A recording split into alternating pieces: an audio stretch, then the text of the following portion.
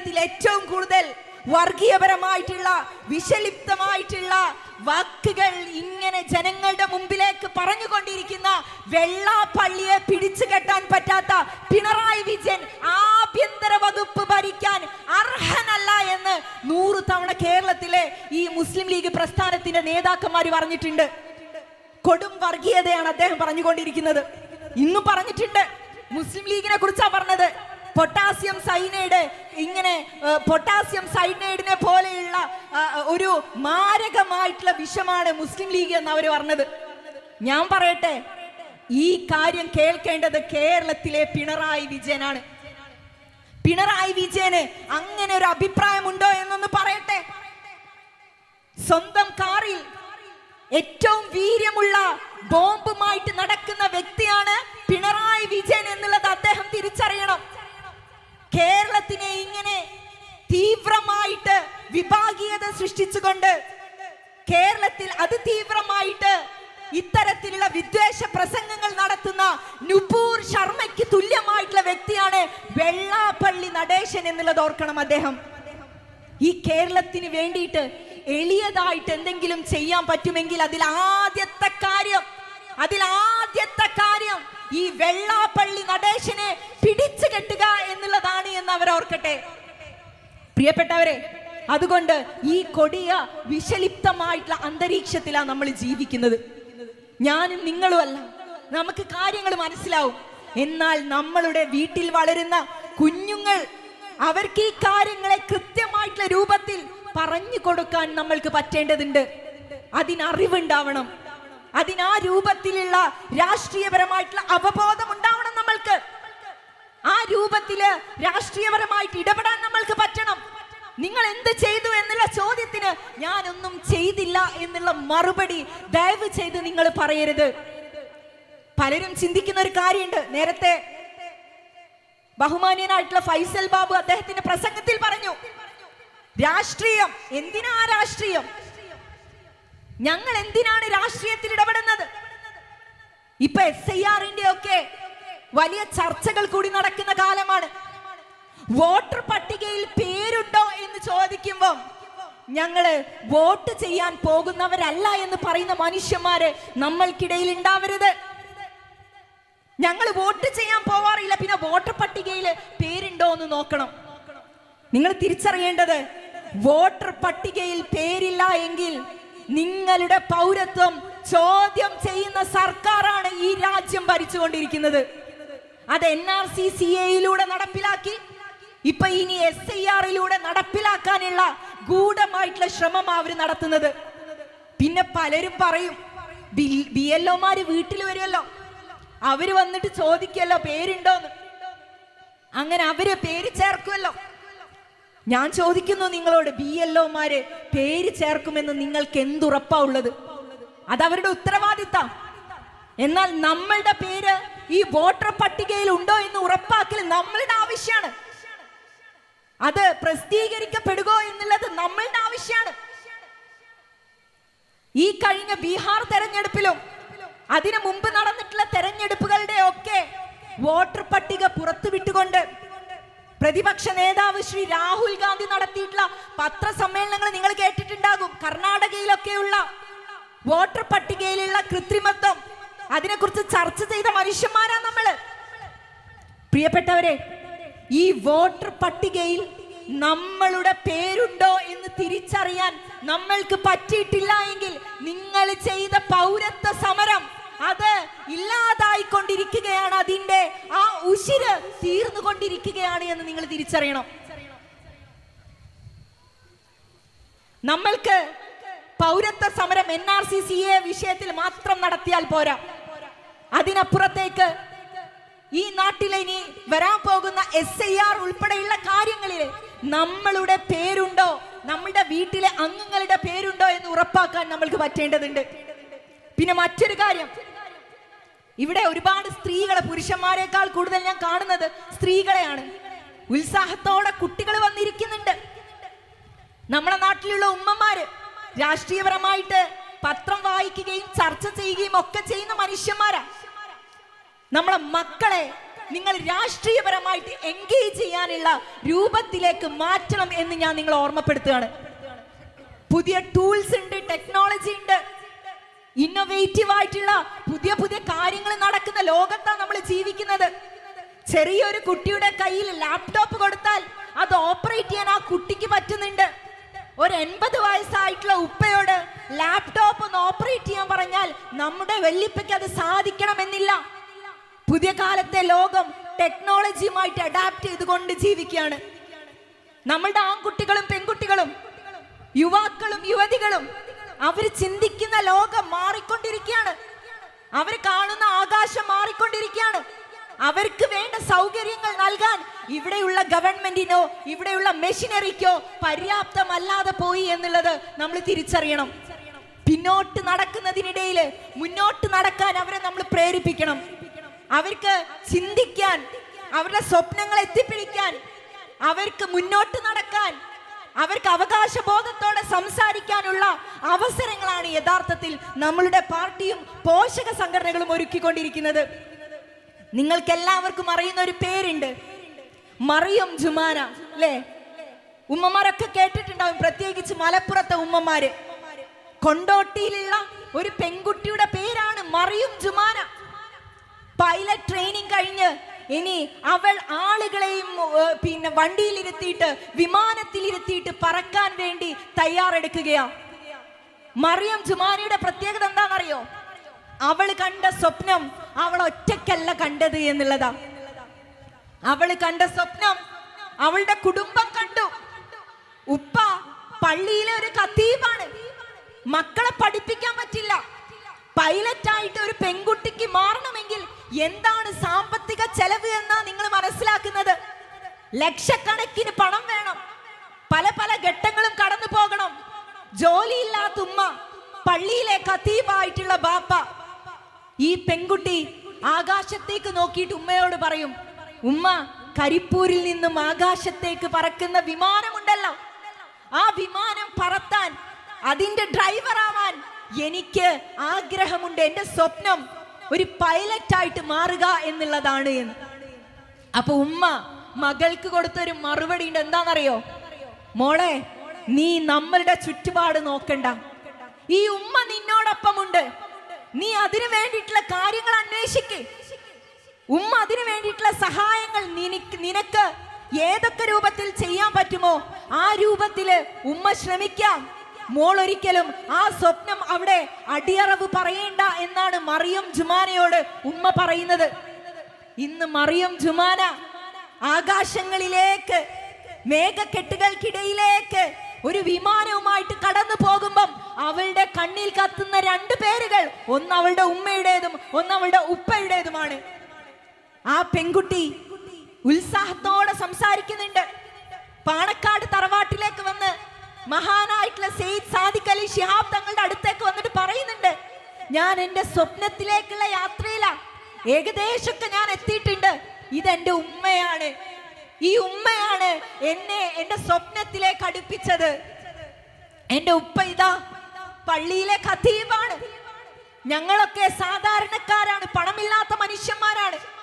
എന്തിനേറെ ഒരു പൈലറ്റ് ആവുന്നതിനപ്പുറത്തേക്ക് എനിക്ക് +2 കഴിഞ്ഞാൽ ഈ നാട്ടിലെ സർക്കാർ വിദ്യാലയത്തിൽ നിന്നുള്ള വിദ്യാഭ്യാസം കഴിഞ്ഞാൽ അത് കഴിഞ്ഞിട്ട് ഇനി മറ്റൊരു കാലത്തെക്കുറിച്ച് ചിന്തിക്കാൻ പറ്റാത്ത ചുറ്റുപാടിൽ നിന്നും വരുന്നവരാ.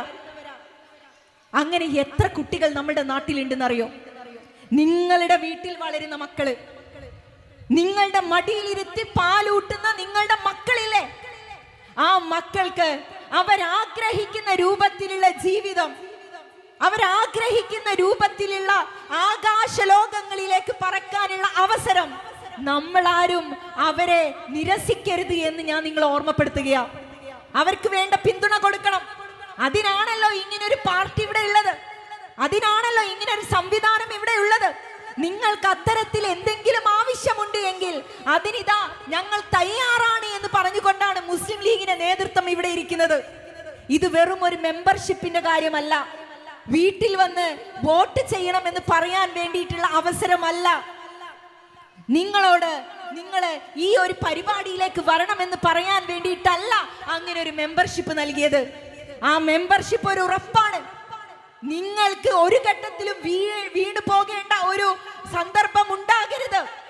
ആത്മാഭിമാനത്തോടെ എണീറ്റ് നിന്നുകൊണ്ട് സംസാരിക്കാൻ, അത് സാമ്പത്തികമായിട്ടുള്ള ബുദ്ധിമുട്ടാണ് എങ്കിൽ, സാമൂഹികപരമായിട്ടുള്ള ബുദ്ധിമുട്ടാണ് എങ്കിൽ, അല്ലെങ്കിൽ മറ്റേതെങ്കിലും തരത്തിലുള്ള ബുദ്ധിമുട്ടാണ് എങ്കിൽ, അതിനെയൊക്കെ മറികടന്നുകൊണ്ട് ആത്മാഭിമാനത്തോടെ ആണിനും പെണ്ണിനും ജീവിക്കാനുള്ള അവസരം ഒരുക്കുക എന്നുള്ളതാണ് ഇന്ത്യൻ യൂണിയൻ മുസ്ലിം ലീഗ് ഈ രാജ്യത്ത് ചെയ്തുകൊണ്ടിരിക്കുന്നത്. അതുകൊണ്ടാണ് ഈ കേരളത്തിനും പുറത്തും നമ്മൾ നിരന്തരമായിട്ട് സംസാരിക്കുന്നത്. ഒരു മനുഷ്യന്റെയും, അതേത് വിശ്വാസത്തിൽപ്പെട്ട വ്യക്തിയാണെങ്കിലും, ഒരു മനുഷ്യന്റെയും ആത്മാഭിമാനത്തിന് കളങ്കം വരുത്തരുത് എന്ന്. നിങ്ങൾ നോക്കൂ, നമ്മൾ വേട്ടയാടലിന് വിധേയമായിക്കൊണ്ടിരിക്കുക, നമ്മൾ ആരും അറിയുന്നില്ലത്. പെർസിക്യൂഷൻ എന്ന് പറയും, അത് നടന്നുകൊണ്ടിരിക്കുകയാണ്. ലീഗിന്റെ മോട്ടോ എന്താണെന്നറിയോ? ലീഗ് പൊളിറ്റിക്കൽ റെസിസ്റ്റൻസിലാണ് വിശ്വസിക്കുന്നത്. ഞങ്ങൾ പൊളിറ്റിക്കൽ റെസിസ്റ്റൻസ്, ഞങ്ങൾ രാഷ്ട്രീയപരമായിട്ട് ഈ നാട്ടിലെ വർഗീയതയെ തുരത്താൻ തയ്യാറാണ്. അതിനു വേണ്ടിയിട്ടുള്ള മെഷീനറീസ് ഞങ്ങളുടെ ഇടയിലുണ്ട്. അതെന്താന്നല്ലേ നിങ്ങൾ ചോദിക്കുന്നത്? ദേ എന്റെ മുന്നിലിരിക്കുന്ന ഈ ജനക്കൂട്ടം, ഞാൻ കണ്ടുകൊണ്ടിരിക്കുന്ന ഈ കണ്ണുകള്, എന്റെ മുന്നിലിരിക്കുന്ന ഈ തലച്ചോറുകള്, ഇത് മാത്രം മതി ഈ കേരളത്തില് യാതൊരു രൂപത്തിലുള്ള വർഗീയതയും നിലനിൽക്കാതെ ഈ നാടിനെ സംരക്ഷിക്കാൻ. ഇവർ മാത്രം മതി എന്നുള്ളതാണ് ലീഗ് വിശ്വസിക്കുന്നത്. അതുകൊണ്ട് ആ രൂപത്തിൽ മുന്നോട്ട് പോകാൻ നമ്മൾക്ക് പറ്റട്ടെ. വരാനിരിക്കുന്ന പ്രധാനപ്പെട്ട തെരഞ്ഞെടുപ്പുകളെ, അത് നമ്മൾക്കിടയിൽ ഏതെങ്കിലും തരത്തിലുള്ള വിഭാഗീയതകൾ ഉണ്ട് എങ്കിൽ അത് പരിഹരിക്കപ്പെടണം. എല്ലാറ്റിനും വലുത് നമ്മൾക്ക് ഈ നാട്ടിൽ അധികാരമുണ്ടാവുക എന്നുള്ളതാണ്. അധികാരമുണ്ടെങ്കിൽ മാത്രമേ ഈ രാജ്യത്തിന് ഇത്തരത്തിലുള്ള ദുർശക്തികളിൽ നിന്ന് മോചിപ്പിക്കാൻ നമ്മൾക്ക് പറ്റുകയുള്ളൂ. ജീവിക്കാൻ കഴിയണം നമ്മൾക്ക്, ആത്മാഭിമാനത്തോടെ ജീവിക്കാൻ കഴിയണം നമ്മൾക്ക്. നമ്മളെ കുട്ടികളെ പഠിപ്പിക്കാൻ പറ്റണം. നമ്മൾക്ക് നല്ല നിലവാരത്തിലുള്ള ആശുപത്രി സംവിധാനങ്ങൾ ഉണ്ടാവണം. നമ്മൾക്ക് ഏറ്റവും സന്തോഷകരമായിട്ട് നാട്ടിലുള്ള സാഹോദര്യത്തെ കാത്തു സൂക്ഷിക്കാൻ പറ്റണം. അതിനൊക്കെ നമ്മൾ ആഗ്രഹിക്കുന്നുണ്ട് എങ്കിൽ അത് ഈ രാജ്യത്തിന്റെ ഔന്നിത്യം കാത്തു സൂക്ഷിക്കുന്ന രൂപത്തിൽ നടപ്പിലാകണമെങ്കിൽ അധികാരം നമ്മളുടെ കയ്യിൽ ഉണ്ടാവണം. പഞ്ചായത്ത് തെരഞ്ഞെടുപ്പുകൾ വരാനിരിക്കുക, ഒരുപാട് പ്രശ്നങ്ങൾ ഉണ്ടാവും. ഇപ്പൊ വാർഡുകളിലൊക്കെ മത്സരിക്കാൻ വേണ്ടിയിട്ട് ആളുകളെ തെരഞ്ഞുകൊണ്ടിരിക്കുന്ന ഒരു കാലമാണ്. ലീഗിനെ സംബന്ധിച്ചിടത്തോളം അങ്ങനെ ഒരു പ്രതിസന്ധി ഇല്ല. വനിതാ ലീഗിന്റെ നേതാക്കന്മാരോട് ഇരിക്കുന്നുണ്ട്. ലീഗിനെ സംബന്ധിച്ചിടത്തോളം അങ്ങനെ ഒരു പ്രതിസന്ധി ഇല്ല. വനിതാ ലീഗിന്റെ 100 കണക്കിന് നേതാക്കന്മാർ ഇന്ന് കേരളത്തിൽ പലയിടങ്ങളിലായിട്ട് മത്സരിക്കുന്നുണ്ട്. പഞ്ചായത്ത് പ്രസിഡന്റുമാരായിട്ട് വരുന്നുണ്ട്, ജില്ലാ പഞ്ചായത്തുകൾ ഭരിക്കുന്നുണ്ട്. ഏറ്റവും വലിയ ത്രിതല പഞ്ചായത്ത് നടത്തുന്നത്, സംവിധാനങ്ങളെ ചലിപ്പിച്ചു കൊണ്ടിരിക്കുന്നത് മുസ്ലിം ലീഗ് എന്ന് പറയുന്ന രാഷ്ട്രീയ പാർട്ടിയിലൂടെയാണ്. ഏറ്റവും മികച്ച ജില്ലാ പഞ്ചായത്ത് പ്രസിഡന്റിനുള്ള ആദ്യത്തെ അവാർഡ് ഏറ്റുവാങ്ങുന്നത് കേരളത്തിലെ സുഹറ മമ്പാട് എന്ന് പറയുന്ന ജില്ലാ പ്രസിഡന്റ് ആണ് എന്നുള്ളത് നിങ്ങൾ ഓർക്കണം. അതിനു മുമ്പ് നമ്മളെ കളിയാക്കിയ മനുഷ്യന്മാരുണ്ട്. ഈ തട്ടമിട്ട പെണ്ണുങ്ങൾക്ക് വല്ലതും അറിയോ? പഞ്ചായത്തിലേക്ക് വന്നിട്ട് ഇവരെന്ത് ചെയ്യാനാ? ഇവരെങ്ങനെയാണ് ഈ നാടിനെ മുന്നോട്ട് കൊണ്ടുപോകുന്നത്? ഇന്ന് മലപ്പുറത്ത് നിങ്ങൾക്കറിയാം, മലപ്പുറത്തെ ജില്ലാ പഞ്ചായത്ത് പ്രസിഡന്റ് റഫീഖത്ത ഒരു വനിതയാണ്.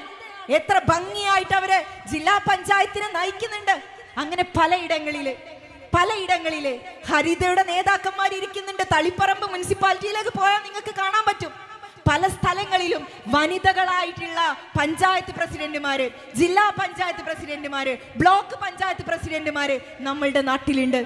എന്നാലും ഇവര് പറയും, പോരാ, തട്ടമിട്ടാൽ പ്രശ്നമാണ്, തട്ടമിടുന്നവർക്ക് ബുദ്ധിയില്ല, അവർക്ക് രാഷ്ട്രീയ ബോധമില്ല എന്ന് പറഞ്ഞുകൊണ്ടിരിക്കുന്നത് ഇപ്പുറത്ത് കമ്മ്യൂണിസ്റ്റുകാരാണെങ്കിൽ ഒരു കാര്യം നിങ്ങൾ മനസ്സിലാക്കിക്കോളൂ, അത് കമ്മ്യൂണിസ്റ്റുകാരന്റെ ഭാഷയല്ല, അത് RSSകാരന്റെ ഭാഷയാണ് എന്നുള്ളത് നിങ്ങൾ തിരിച്ചറിയണം.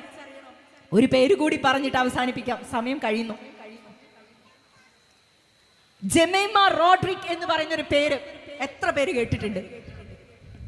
ഈ 2-3 ദിവസങ്ങളില് നമ്മുടെ സോഷ്യൽ മീഡിയയിൽ തിളങ്ങിക്കൊണ്ടിരിക്കുന്ന ഒരു പേരാണ്. ആരാന്നറിയോ? 25 വയസ്സുകാരിയായിട്ടുള്ള ഒരു ക്രിക്കറ്റർ, ഒരു ക്രൈസ്തവ വിശ്വാസിയായിട്ടുള്ള ഒരു കായിക താരമാ. അവര് കഴിഞ്ഞ ദിവസം ഇന്ത്യയുടെ വനിതാ വേൾഡ് കപ്പില് സെമി ഫൈനൽ ഓസ്ട്രേലിയയോട് ജയിച്ച് ഇപ്പൊ ഫൈനലിലേക്ക് എത്തിച്ചിരിക്കുകയാണ്. 128 റൺസ് എടുത്തിട്ട് അവര് ഇന്ത്യയെ അഭിമാനത്തിന്റെ നെറുകയിലേക്ക് എത്തിച്ചു. ഏറ്റവും വലിയ ഹിറ്റസ്റ്റ് ലിസ്റ്റിലേക്ക് ഓടിക്കയറിയ വ്യക്തിയുടെ പേരാണ് ജമൈക്ക എന്നുള്ളത്.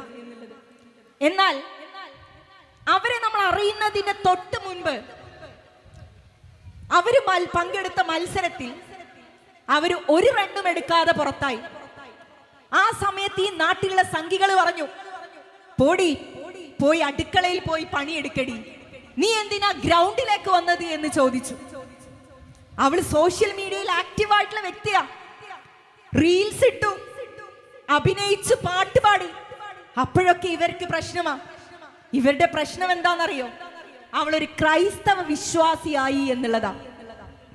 കഴിഞ്ഞ സെമി ഫൈനൽ ജയിച്ചുകൊണ്ട് ജമൈമ ലോകത്തോട് സംസാരിക്കുമ്പോൾ ആദ്യം പറഞ്ഞത്, ഞാൻ എന്റെ ജീസസിനോട് നന്ദി പറയുന്നു എന്നുള്ളതാണ്. ക്രൈസ്തവ വിശ്വാസി അവളുടെ ജീസസിനോട് നന്ദി പറയുന്നു. വരുന്നു വിളികള്. ഇവൾ തീവ്രവാദിയാ, ഇവൾ എന്തൊരു അപമാനമാണ് എന്ന് ആളുകൾ ചോദിക്കുക. എന്താ പ്രശ്നം? അവള് ക്രൈസ്തവ വിശ്വാസിയായി എന്നുള്ളത്. കുറച്ചു ദിവസം മുമ്പ് നിങ്ങൾ കേട്ടിട്ടുണ്ടാകും, ഐ ലവ് മുഹമ്മദ് എന്ന് ഒരു ചുമരിൽ എഴുതി വെച്ചതിന്റെ പേരിൽ ഉത്തർപ്രദേശിൽ നിരപരാധികളായിട്ടുള്ള മുസ്ലിം ചെറുപ്പക്കാരെ പോലീസ് പിടിച്ചോണ്ടുപോയി.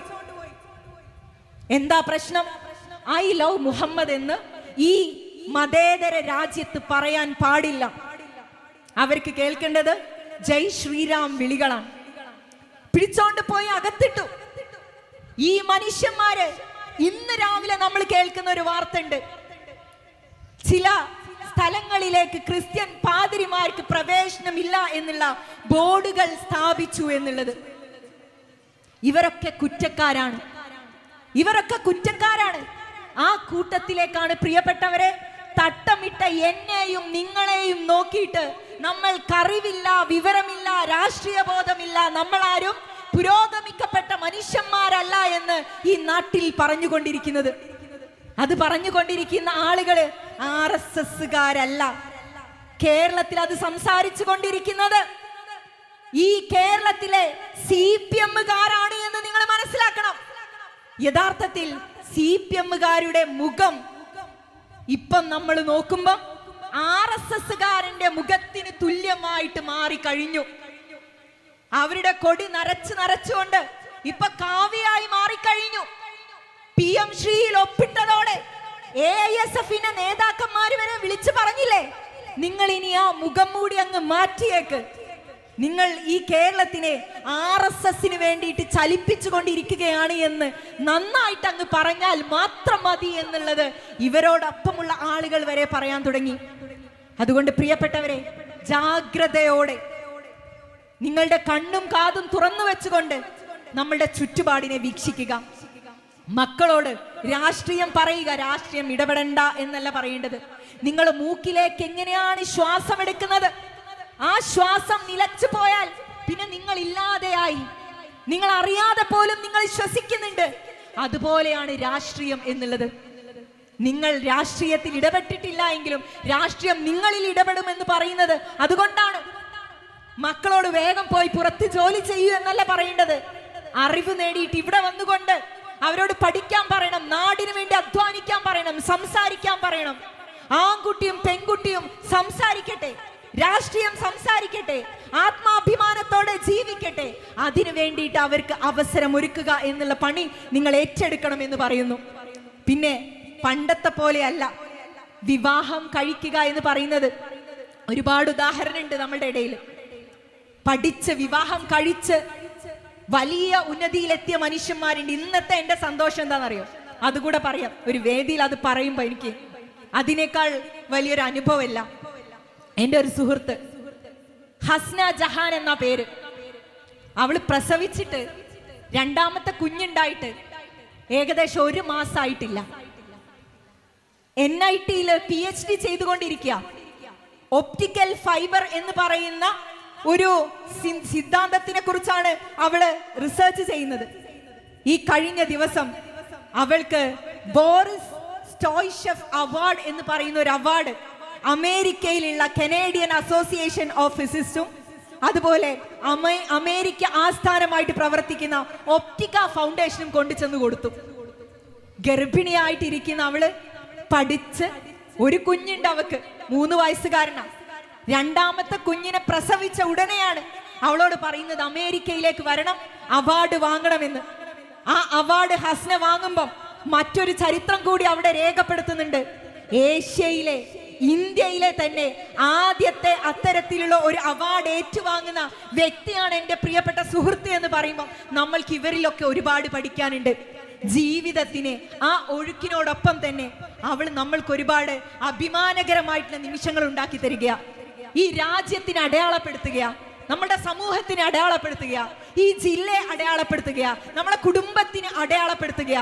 അങ്ങനെ ആ രൂപത്തിലേക്ക് നമ്മുടെ മക്കളെയൊക്കെ പരുവപ്പെടുത്താൻ നമ്മൾക്കൊക്കെ സാധിക്കട്ടെ എന്ന് ആത്മാർത്ഥമായിട്ട് ഞാൻ പ്രാർത്ഥിക്കുകയാണ്.